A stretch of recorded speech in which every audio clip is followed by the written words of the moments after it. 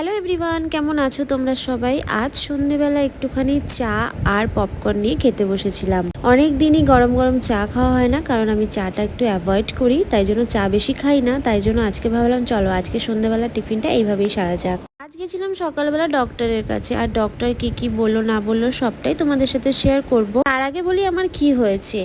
আমার হয়েছিল skin problem, মানে স্কিন অ্যালার্জি। আমার পুরো ফেসের মধ্যে অ্যালার্জি হয়ে গেছিল। দোষটা আমারই ছিল, কারণ আমি না জেনে চিংড়ি মাছ আর ডিম একসাথে খেয়ে ফেলেছিলাম, আর হয়তো কিছু ক্রিম ইউজ করছিলাম যেটা আমার স্যুট করছিল না।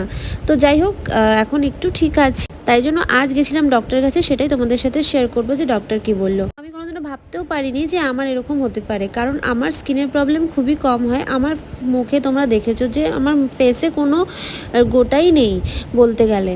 তো এরকম অ্যালার্জি হট করে কি করে হয়ে গেল আমি বুঝতেও পারলাম। তো এখানে দেখো ফার্স্টেই আমাকে দিয়েছে হচ্ছে অ্যালোভেরা জেল, মানে এটা হচ্ছে অ্যালোভেরা ক্রিম, আই থিঙ্ক। হ্যাঁ, এটা অ্যালোভেরা ক্রিম। তো আমার ফেসটা নাকি ভীষণই ড্রাই হয়ে গেছিলো, তো একটু অ্যালার্জির মতন দেখা দিয়েছিল।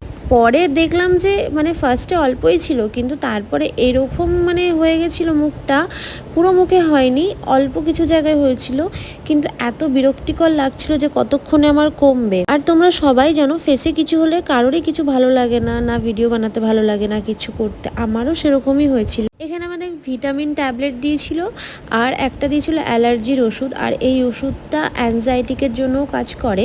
তো যাই হোক, দেখো এই ওষুধটা দিয়েছে, তোমরা দেখলে হয়তো বুঝতে পারবে।